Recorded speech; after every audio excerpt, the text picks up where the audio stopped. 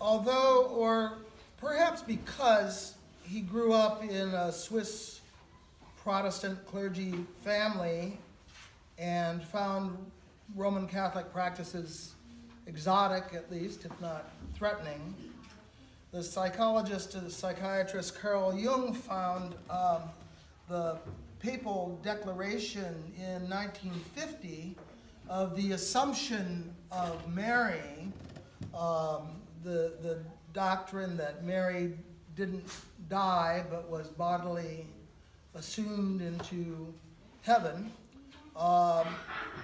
to be a sign of the dogmatic advantage of Catholicism over Protestantism. He said that this doctrine, that Protestantism was truly nailed fast to the patriarchal line of the Old Testament. And I think he felt that this doctrine put a nail into that. In 1954, the crowning of Mary as Queen of Heaven was declared official teaching in the Roman Catholic Church as well. The Second Vatican Council paved the way for the adoption of a 3-year lectionary. It's the lectionary that we use. It has A, B, and C years and different readings, and it's used by a number of denominations. But the fourth Sunday of Advent in this new lectionary, at least on 2 out of the 3 years, is dedicated to the story of Mary. And while I don't think I'd agree with Jung that it's due to this, the Roman Catholic Church is somehow not patriarchal, I do find that these emphasis on Mary, this increasing weaving into Christian spirituality of a spirituality that is at least symbolized by Mary, what I would call a more feminine spirituality, has put a dent into the army of the patriarchy and its dominance of really the Judeo-Christian Muslim tradition from the start. Now, they may have had to sneak Mary in under the category of ever virgin, but that reflects, I think, more the insecurities in the psyches of the male propounders of the doctrine rather than it does anything about Mary's spirituality. But at least, even officially, there is a queen in heaven. There is more balance in how we see God, how we see salvation, how we see our own souls.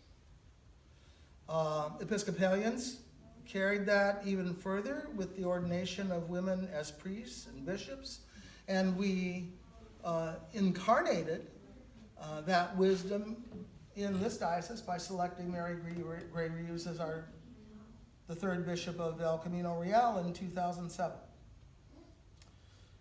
I was at, I'm sure I've mentioned before, the General Convention in Minneapolis the year after I was ordained that voted on women's ordination, and I remember really clearly that they requested a 5-minute, it was very controversial, and a lot of feeling and temper surrounding the issue. They requested 5 minutes of silent prayer before the vote was taken. And even though there were more than 4,000 people in that hall that day, there was silence for 5 minutes, and then they voted. It was very profound. So it would seem that the goddess keeps on knocking at the door of our faith, which of course was what the patriarchy and patriarchal powers are afraid of. It's threatening to actually that whole idea of power. But I believe that the opening of that door, the incorporation of the spirit of the Divine Mother, the incorporation of the soul of the world, the anima mundi, a divine love, a feminine side to the church, to faith, is really going to be more and more central to the survival of Christianity. And I think is also, in many ways, central to the survival of human beings. Jung, of course, associates patriarchy with the Old Testament, but the New Testament can't really be called a very feminist book, in spite of Mary or Elizabeth or Mary of Magdala, for that matter. And we've had to wait through centuries of institutionally authorized violence and oppressive patriarchal hierarchies, which we foolishly have felt would keep us safe from something. But if you look at it in the long scope, 1950, 1954, 1969, 1976, 2007, she's making herself known. And when it's allowed its full expression, this deepening of Marian spirituality. And I think, to me, it's interesting. I was listening to our entrance hymn of Upward to Zion. And the patriarchal God tends to be seen as up, but Mary is grounded, is down, is inward more. The spirituality is really more receptive than sort of active masculine energy. It's more relational than objective. It's more sensuous than austere. And it rejects both the political and theological sense of control that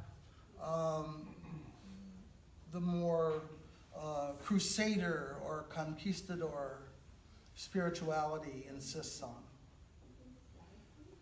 This kind of spirituality finds a kind of a synergetic power in connecting with the other, rather than being afraid of otherness and thinking of it as heresy or dangerous deviation from Orthodox teaching.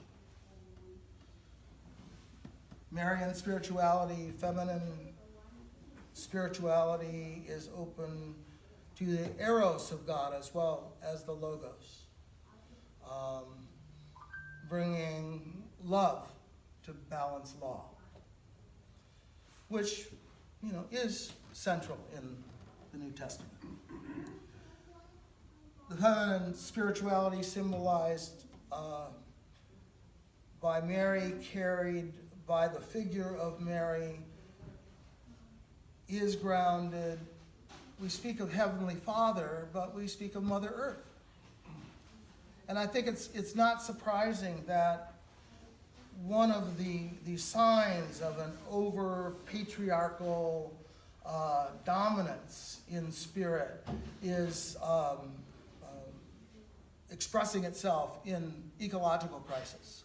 We're neglecting our mother, and we're finding out what that involves. Jesus carries this spirit as much as Mary. It came in officially under Mary's guise, but the use of gender to describe these two ways, it has some connection with the biological, because of the nurturing connection of mother and child, but all of us have a mother and a father.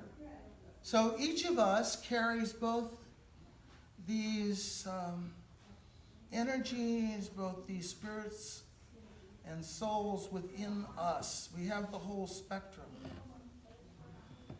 The more patriarchal descriptions of Jesus, I think, as judge or as king,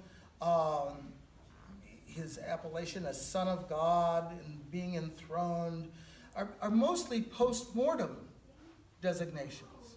He wasn't really macho in his life and lifestyle. He was a person of peace. And I think that troubled the patriarchal powers enough that they had to find some balance in that in order to adopt him for the purposes of Roman imperialism and then later European royal propaganda, the muscular Christianity, as it was called, of the British Raj in India, and American Manifest Destiny under Teddy Roosevelt. But Jesus was peaceful at heart. At his core, he was love. There's a song, Love Came Down at Christmas.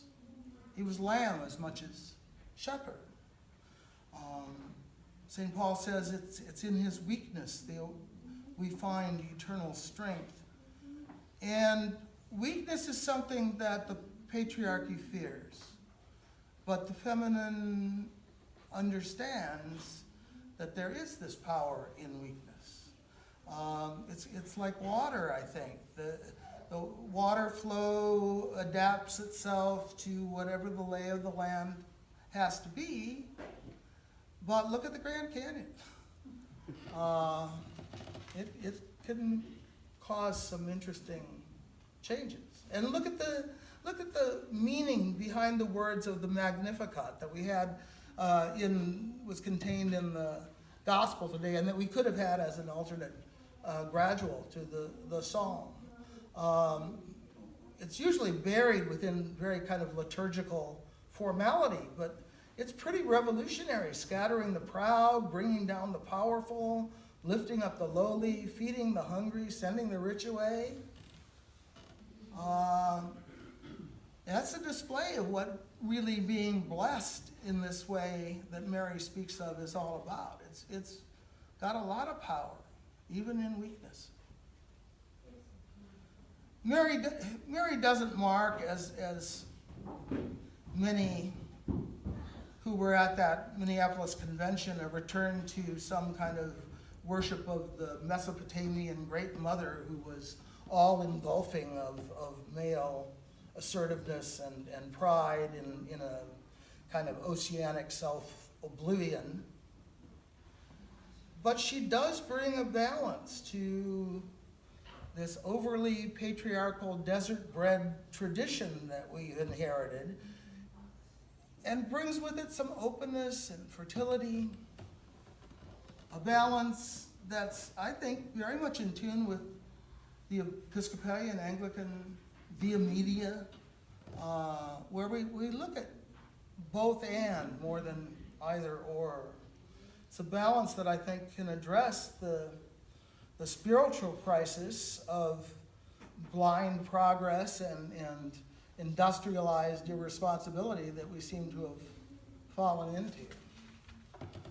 So, as we wait this Advent for Christ to come again, and we still have to wait. I know I say all the time eternity is now, and I believe that, but it's also not yet, in a strange kind of way. So as we wait, let us wait with Mary. And waiting with her, I believe that our souls will magnify the Lord. Thanks be to God.